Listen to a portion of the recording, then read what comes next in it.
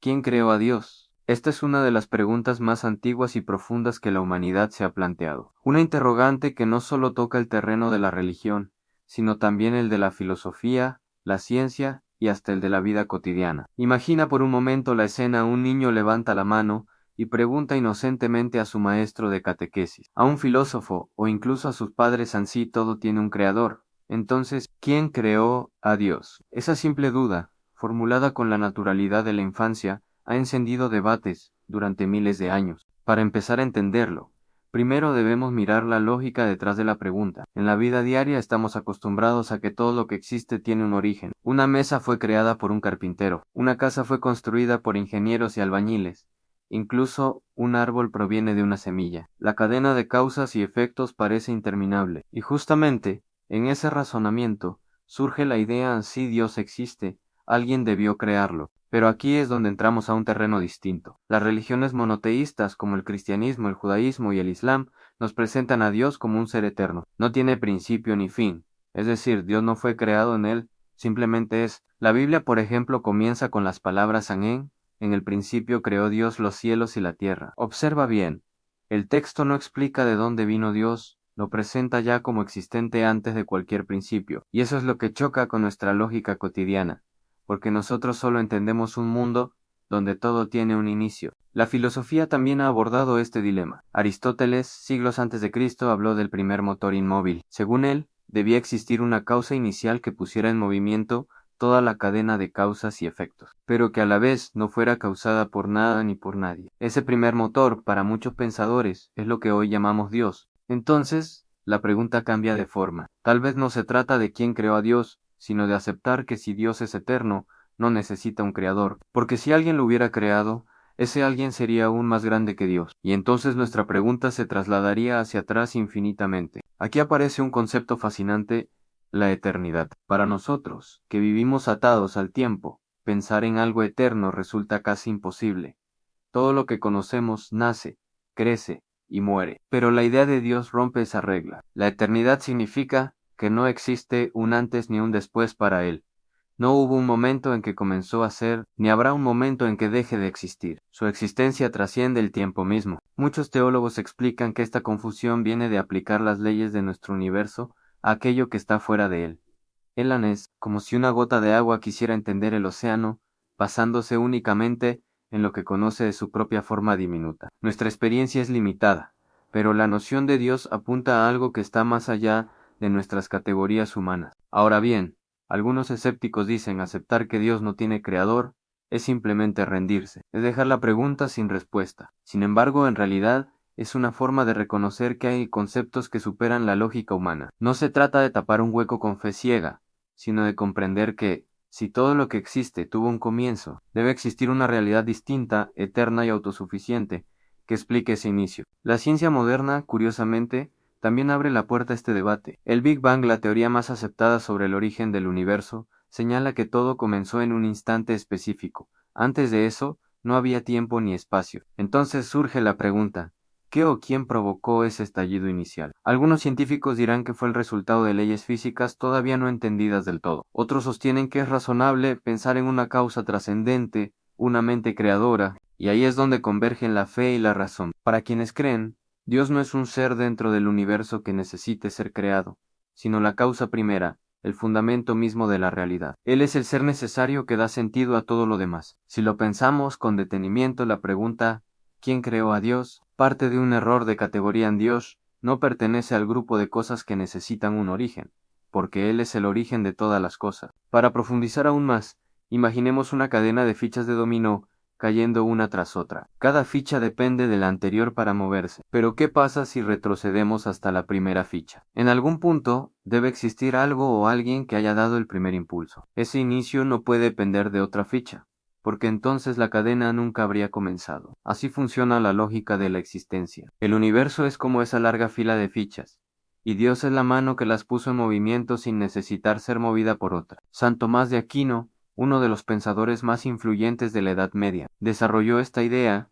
en lo que se conoce como las 5 vías para demostrar la existencia de Dios en todas. El argumento se centra en que no podemos tener una regresión infinita de causa. En algún momento debemos aceptar un punto de partida absoluto, y ese punto de partida es Dios no creado, no dependiente, sino eterno. Ahora bien, ¿qué significa para nosotros que Dios no tenga creador? Significa que su naturaleza es completamente distinta de la nuestra. Nosotros somos seres contingentes, existimos, pero podríamos no haber existido. En cambio, Dios es un ser necesario, su existencia no depende de nada ni de nadie. De hecho, según la fe cristiana, Él mismo sostiene nuestra existencia en cada instante. Aquí también entra en juego un aspecto emocional y espiritual. La idea de que Dios no fue creado nos habla de un ser que siempre ha estado ahí, incluso antes de que el tiempo empezara a contar. Para los creyentes, esto no es solo un concepto abstracto, sino una fuente de confianza en sí.